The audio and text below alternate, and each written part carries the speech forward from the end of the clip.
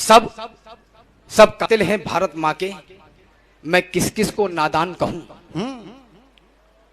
सब कातिल हैं भारत माँ के, मैं किस किस को नादान कहूं। वाह बेटी मरती हो सड़कों पर तो कैसा हिंदुस्तान का। वाह जहां नंगे बदन किसान मरे, कचरा खाकर इंसान मरे, बेटी मर जाए सड़कों पर, जहां ममता का प्रधान मरे, जहां झुके हिमालय की चोटी, बिटिया की कीमत 2 रोटी, जहां नोच नोच खाई जाए भारत माता की हर बोटी, जहां मात्र कलंक छलकता हो उसको कैसे वरदान लिखूं।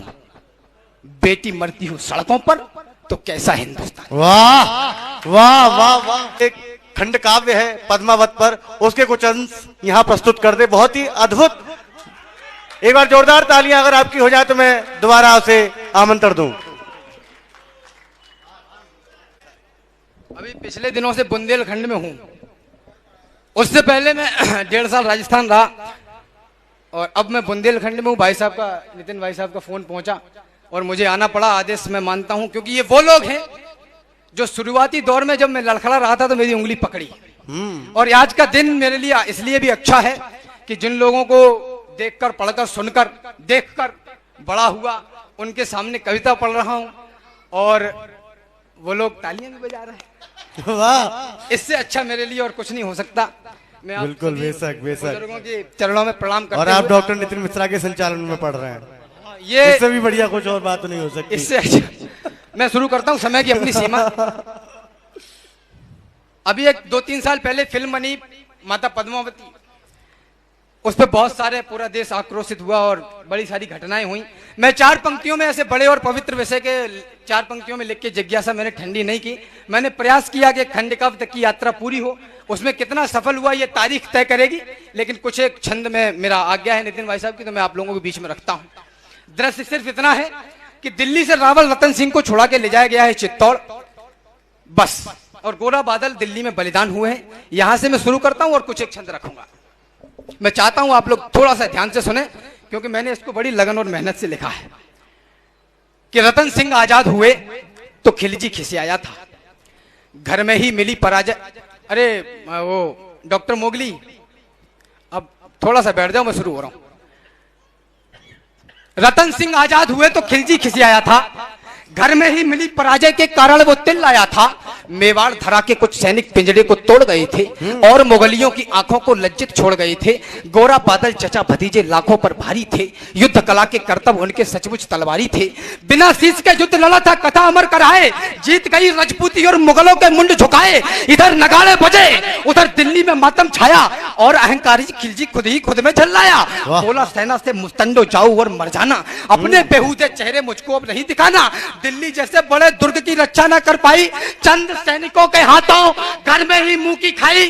वो आजाद परिंदे से आए और उड़ा ले गए, तुम तलवार न खींच सके, वो राजा छोड़ा ले। जिंदाबाद। वाह, अरे क्या दृश्य खोला है, वाह, अद्भुत है। तलवार न खींच सके, वो राजा छोड़ा ले गए। उसने मुझको ललकारा है, मैं उसको ललकारूंगा। घर में घुसकर मारा है, घर में घुसकर मारूंगा।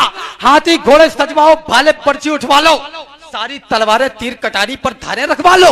कूच करो चित्तौड़ दुर्ग की घेराबंदी कर दो, जो आंखें पद्मिनी को देखे वो आंखें अंधी कर दो। बूढ़े बच्चे विधवाओं पर रहम नहीं तुम खाना, तीरों से ना जीत सको तो छुपकर तीर चलाना। तबे पांव चित्तौड़ चलो तुम, भनक न हो दुश्मन को, मैं गर्दन से दूर करूंगा रतन सिंह के तन को। तो खिलजी अपनी सेना लेकर पहुंचा उस माटी में, बलिदानी धरती के ऊपर मेवाड़ी घाटी में। एक मुफ्त सेना को रोका, जोरों से चिल्लाया और कायरों के समूह को एक फरमान सुनाया।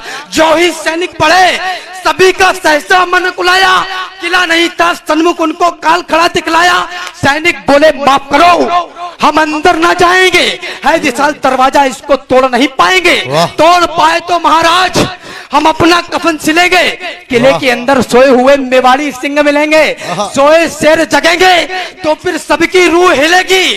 कितनी भी तेज भाग लेना पर दिल्ली नहीं मिलेगी, वक्त अभी झुकने का है, मेरे आका झुक जाओ। वाह वाह, सबकी खैर चाहते हो तो बाहर ही रुक जाओ। वाह क्या बात है, वाह वाह।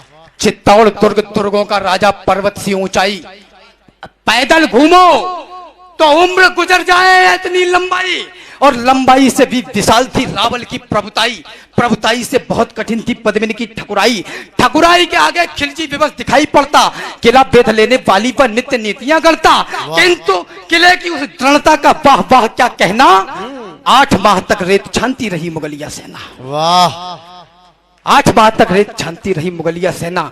ऐसा नहीं कि सूर्य चमकना अपना छोड़ गए थे, ऐसा नहीं वो लड़ मरने का सपना तोड़ गए थे, ऐसा नहीं मुगल सेना का पैरा सख्त हुआ था, ऐसा नहीं कि ठकुराई का ठंडा रक्त हुआ था, ऐसा नहीं कि शेर मांद में छुपकर बैठ गए थे, ऐसा नहीं मृत्यु के भय से छुपकर बैठ गए थे, ऐसा नहीं कि उनकी तलवारों पर धार नहीं थी, ऐसा नहीं कि मेवाड़ी मिट्टी खुददार नहीं थी। वाह वाह वाह वाह, केवल एक यही भय था जो उनको रोक रहा था।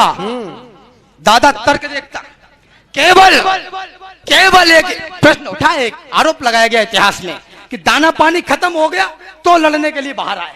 वाह बिना नेतृत्व वाली सेना चित्तौड़ से चलकर दिल्ली तक जाकर खिलजी के जबड़े से अपने राजा को छुड़ा के ला सकती है, वो 18 महीने इंतजार नहीं करेगी दाना पानी खत्म हो जाने का।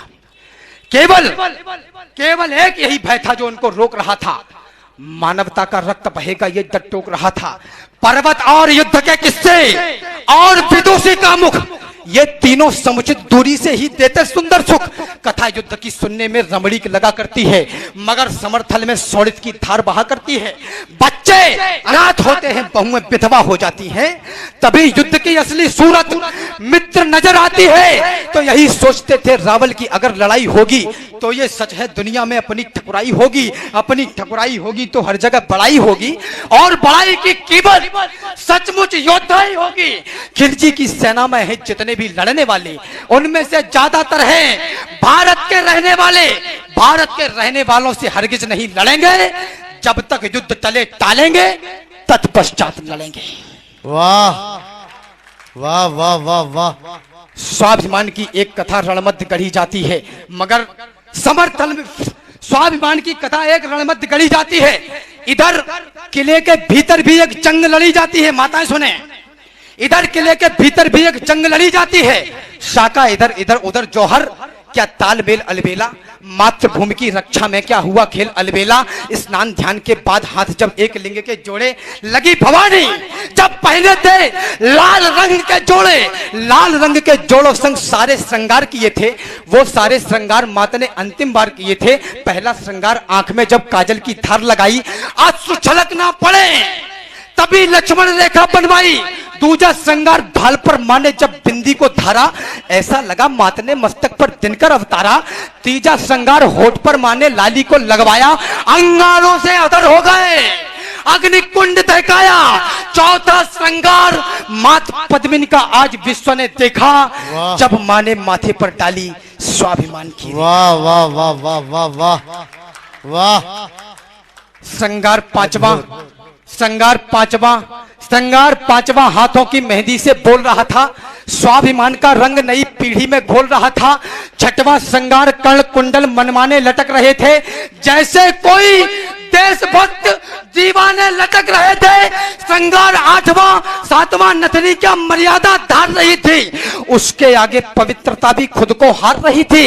श्रृंगार 8वां स्वाभिमान की रेखा ढाक रहा था और मर्यादा के दर्शन को बाहर झांक रहा था। वाह वाह वाह वाह वाह। अब तक रण में राजपुतानी खेल आपने देखा, लेकिन नहीं भुलाया जा सकता जौहर का लेखा, नहीं भुलाया जा सकता 16,000 माओ को, नहीं भुलाया जा सकता नवनेली कन्याओं को, नहीं भुलाई जा सकती कन्याओं की अटखेली, नहीं भुलाई जा सकती वो दुल्हन नई नवेली, नहीं भुलाई जा सकती वो गर्भवती योद्धानी, नहीं भुलाई जा सकती है कभी पद्मिनी रानी। वाह वाह।